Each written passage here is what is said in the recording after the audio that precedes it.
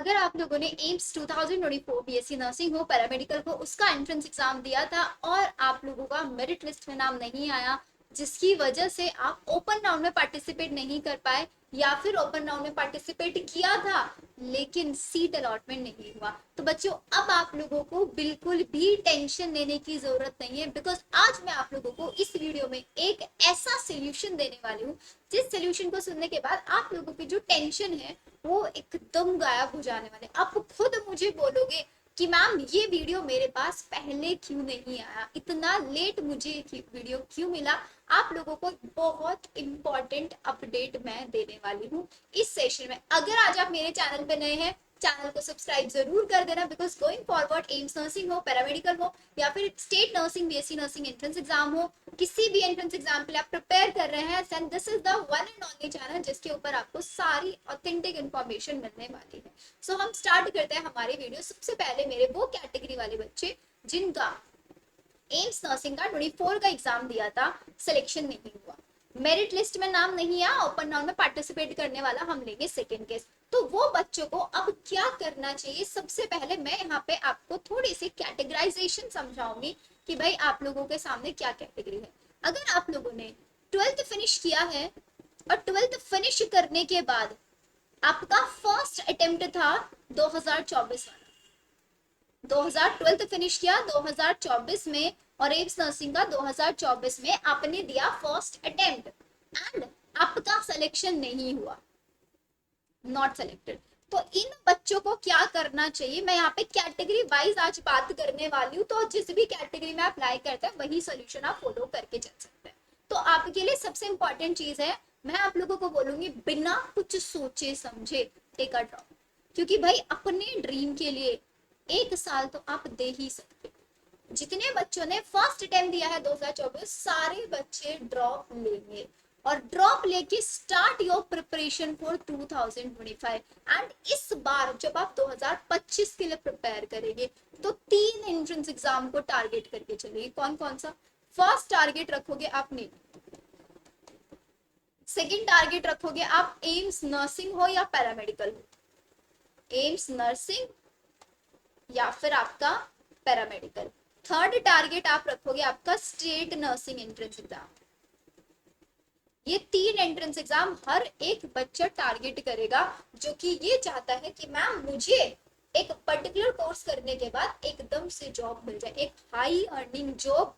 अगर आप चाहते हो तो आप हमेशा अपने पास एक प्लान बी लेके चलोगे, और प्लान ए हमेशा नीट रहेगा, प्लान बी एम्स नर्सिंग रहेगा, प्लान सी रहेगा स्टेट नर्सिंग। अब यहाँ पे कुछ बच्चे ऐसे भी होंगे जो ये बोलेंगे कि मैम हमें नीट नहीं करना, तो बेटा मैं आपको यहाँ पे नीट करने के लिए नहीं बोलूंगी, मैं आपको ये बोलूंगी कि आपको क्या करना है। आपको जो बचा हुआ टाइम है, अभी वी आर लेफ्ट विद कितने मंथ, अक्टूबर नवंबर दिसंबर जनवरी फरवरी मार्च अप्रैल मई, तो we are left with total 8 months, हमारे पास 8 महीने बचे हैं।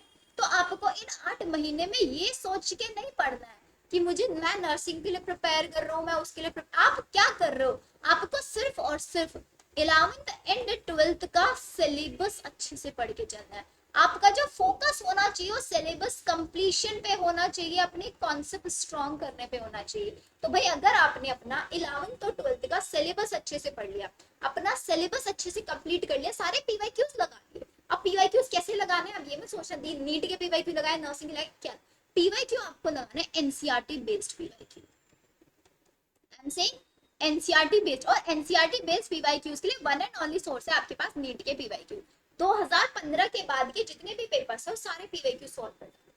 तो फिर आपको कोई नेट दिला दे, आपको कोई सीयूटी देने के लिए बोलते हैं, आपको एम्स नर्सिंग बोलते हैं, आपको जिपमर बोलते हैं, आपको कुछ भी एंट्रेंस एग्जाम देने के लिए कोई भी बोल देगा, आप क्या उस एग्जाम को क्रैक नहीं कर लोगे?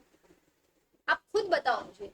आपको अगर आप ये सोच के चलोगे मैं नर्सिंग के लिए प्रिपेयर कर रहा हूँ, मैं नेट के लिए प्रिपेयर कर रहा हूँ, मैं तो सिर्फ स्टेट के लिए प्रिपेयर कर रहा हूँ, वो नहीं करना। आपको क्या करना है, आपको अपना 100% देना है, अपना 100% देके आप फिर किसी भी फील्ड में जा सकते हो, ठीक है? ये चीज करके चलना। तो आपका आज से फोकस हर एक बच्चे का ये होना चाहिए कि मुझे 11th और 12th का सिलेबस करना है, और ड्रॉप गारंटेड लेना है। जितने बच्चे 2024 में पास आउट हुए हैं 12th से, and that was your first attempt, ठीक है। सेकेंड चीज आप लोगों को जो ध्यान रखनी है, अब हमारे सेकेंड कैटेगरी वाले बच्चे आ जाते हैं। सेकेंड कैटेगरी में हमारे पास वो बच्चे आते हैं जिनका था ये सेकेंड अटेम्प्ट, जिन्होंने लिया है क्या, 1 ईयर ड्रॉप ऑलरेडी ले चुके हैं। अब वो बच्चे क्या करें, क्योंकि सबसे ज्यादा चैलेंजिंग इन्हीं बच्चों के लिए होता है। तो भाई आप लोग हो सबसे ज्यादा क्रूशियल कंडीशन में, 1 साल का ड्रॉप ऑलरेडी ले चुके हो, इस साल में डू एंड डाई वाली कंडीशन है, करना है नहीं तो भाई। अब इस चीज में आपको क्या करना होगा, you need to follow, you need to focus. पहली चीज मैं बताऊंगी जो कोई नहीं बताएगा आपको, आपको चेक करना है योर नेगेटिव हाइलाइट्स। अब ये नेगेटिव हाइलाइट्स का मतलब क्या होता है, नेगेटिव हाइलाइट्स का मतलब ये है कि भाई मैंने 1 साल दिया, पढ़ाई की, ऐसे तो नहीं ना पढ़ाई नहीं किया, पढ़ाई की है, तो मेरा सिलेक्शन क्यों नहीं हुआ। सबसे देखो, प्रिपरेशन स्टार्ट तो आप कर लोगे, बट जस्ट आपको सबसे पहली चीज एनालाइज करनी है, व्हाई, क्यों सिलेक्शन नहीं हुआ। अब सोच के देखो, जस्ट टेक 2 मिनट्स एंड सोचो कि इस बार आपका सिलेक्शन क्यों नहीं हुआ, तो क्या आएगा दिमाग में। Let me give you some example. कुछ बच्चे बोलेंगे मैम मुझे आता तो सब कुछ था, लास्ट मोमेंट पे मेरी तबीयत खराब हो गई। मैम मुझे आता सब कुछ था, लेकिन पेपर में जाके मैं सब भूल गया। मैम मुझे आता था, मेरे नेगेटिव मार्किंग में कट हो गया। मैम मेरी फिजिक्स की वजह से सिलेक्शन नहीं हुआ। मैम मेरे केमिस्ट्री में कम रह गए। मैम मेरा बायो में कम रह गया। तो उनको लिख लो जो भी आपके रीजन है, क्योंकि जो रीजन 1 साल के ड्रॉप में हो सकता है वो सेकेंड ईयर के ड्रॉप में क्यों नहीं होगा। और जो रिस्क आप एक बार ले चुके हो, जो गलती आप एक बार कर चुके हो, do you want to repeat that. आप उसको रिपीट करना चाहोगे, नहीं करना चाहोगे ना। तो आपको सबसे इंपॉर्टेंट चीज अपना व्हाई एनालाइज करना है, एंड उसके बाद आपको प्रिपरेशन स्टार्ट करनी है। अगर आपके पास भाई का रीजन ये आ रहा है ना कि मैंने पढ़ाई नहीं की थी, मैं लास्ट के 2 महीने में आके एक्टिव हुआ था, या मन नहीं किया था पढ़ाई करने का, तो प्लीज प्लीज प्लीज ड्रॉप मत ले। किसी भी प्राइवेट कॉलेज में चले जाओ, प्राइवेट बीएससी नर्सिंग के एडमिशन अभी भी ओपन है, वहां एडमिशन। 1 साल वेस्ट बिल्कुल मत करना, किसी भी कीमत पे आप 1 साल वेस्ट नहीं करो। तब अगर आपके सुहाई का रीजन आ रहा है मैंने पढ़ाई नहीं की थी, मेरी गलती थी, मैं फोकस नहीं कर पाता हूँ, कंसिस्टेंसी नहीं बन पाती है, घर पे पढ़ने का टाइम नहीं मिलता है, ऐसी कंडीशंस में आप नहीं बिल्कुल भी ड्रॉप लेंगे। अब चलो मान लेते हैं आपने ड्रॉप लेने का डिसाइड कर दिया, तो पहली चीज आप जो अपने अंदर इस साल चेंज करोगे वो करोगे, हर एक बच्चा लाइब्रेरी ज्वाइन करेगा, क्योंकि library is the one and only source. जो कि जितने भी टॉपर्स है ना, हर एक टॉपर से जाके पूछ ले कहाँ पढ़ते थे, लाइब्रेरी में चले जाते थे, सुबह 8 बजे, रात में 8 बजे आते थे, वही अपना लंच पैक करा के ले जाते थे, पूरा दिन वहीं बैठ के पढ़ाई करते थे। वो बच्चे सिलेक्शन करते हैं ड्रॉप ईयर। पहली चीज लाइब्रेरी ज्वाइन करना है, then join a proper planner. एक प्रॉपर प्लानर आपके पास होना चाहिए, और अगर आप लोगों को लगता है आपको प्लानर चाहिए तो वी हैव अ सॉल्यूशन। हमारा एम्स नर्सिंग का सिलेक्शन बैच आप ज्वाइन कर सकते हैं, AIIMS nursing selection batch for 2025, जिसमें आपका नर्सिंग हो पैरामेडिकल हो दोनों टाइप के बच्चे एनरोल कर सकते हैं। ऑलरेडी हमारी ये क्लासेस अगस्त से चल रही है, अभी भी you have chances to enroll, because हमारा रिसेंटली अभी एक न्यू बैच लॉन्च हुआ है 10 सितंबर से, जिसमें आपका ज्यादा बैकलॉग नहीं होगा। इस सिलेक्शन बैच में आपको वीकली टेस्ट मिलेंगे हर वीक के, क्योंकि सबसे ज्यादा प्रॉब्लम जो हमारे बच्चों के पास आते हैं वो आते हैं कंसिस्टेंसी, कि दी कंसिस्टेंसी नहीं बन रही है, फोकस नहीं बन रहा है, पढ़ते हैं लेकिन बीच में छोड़ देते हैं। ये सारी प्रॉब्लम अगर आपको देखने के लिए मिल रही है, so this is the only batch जिसके अंदर आप लोगों को पूरे वीकली टारगेट हम प्रोवाइड कराएंगे कि भाई दीज आर द चैप्टर जो कि आपको पढ़ने, और उन्हीं चैप्टर से I take your test. Test में स्कोर कम आएगा डांट भी मिलेगी, टेस्ट में स्कोर अच्छा आएगा तो आपको गिफ्ट भी मिलेगी।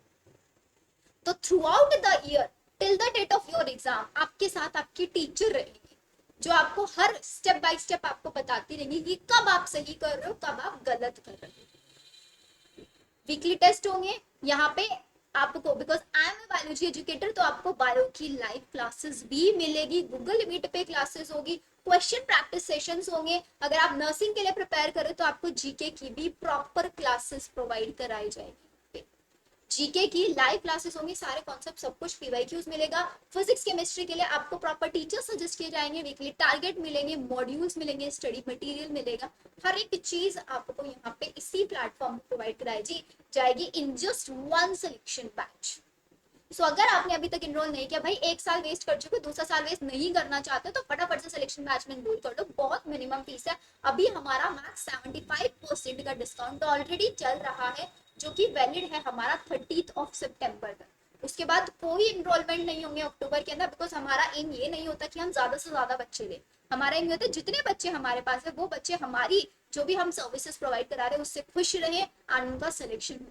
बिकॉज एक बच्चा अगर हमारे पास इनरोल हो जाता है तो उसकी एक साल की रिस्पॉन्सिबिलिटी हमारी बन जाती है कि हम उस बच्चे को कुछ ना कुछ एक अच्छा करियर प्रोवाइड कराएं, क्योंकि बहुत ट्रस्ट के साथ कोई भी बच्चा किसी भी टीचर्स के साथ कनेक्ट होता है। तो ये वाली कंडीशन प्लीज ध्यान रखना, वाई का रीजन क्या आता है उस बेसिस पे डिसाइड करना। And also I just want कि आप लोगों का वाई का रीजन क्या निकल के आया, आप लोग मुझे कमेंट सेक्शन में जरूर बताएं। अब मैं आप लोगों को एक बार यहाँ पे एक प्लानर दिखाने वाली हूँ, जिस प्लानर के थ्रू आप लोगों की काफी सारी प्रॉब्लम्स दूर होने वाली है। And the planner we have, yes,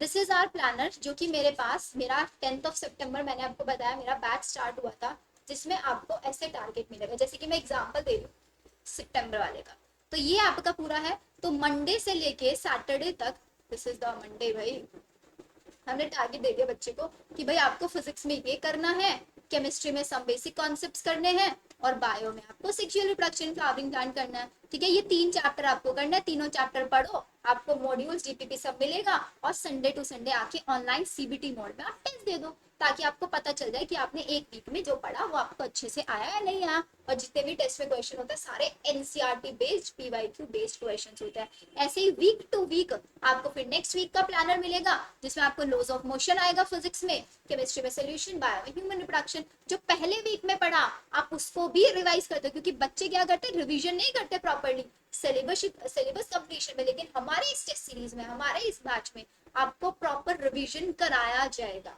पहले वीक का भी मैं टेस्ट लूंगी और सेकंड दोनों को कंबाइन, ऐसे थर्ड वीक में फर्स्ट सेकंड थर्ड तीनों को कंबाइन होगा। ऐसे करके आपको एक पूरा प्लानर प्रोवाइड करा दिया जाएगा, जिसमें आपका सिलेबस कहाँ तक फिनिश होगा, कैसे पर्सनलाइज प्लानर भी आपको मिलेगा, आप किस दिन से प्रिपरेशन स्टार्ट करना चाहते हो। इफ यू वांट कि आपको बैच नहीं लेना है, आप सिर्फ हमारी टेस्ट सीरीज भी ज्वाइन कर सकते हो, जिसके अंदर आपको ये प्लानर मिल जाएगा एंड आप हर वीक सिर्फ आके टेस्ट दे सकते हो। ये भी आप कंडीशन यहाँ पे रख सकते हो। बट पढ़ाई तो देखो आप ही लोगों को करनी है, आप लोगों को अपना 100% देना होगा, देन आपके टीचर्स आपके 200% देंगे। कभी भी होता है ना कि ताली दो हाथों से बजती है, एक हाथ से नहीं बजती। तो टीचर और स्टूडेंट का इक्वल एफर्ट होना चाहिए किसी के भी सिलेक्शन में।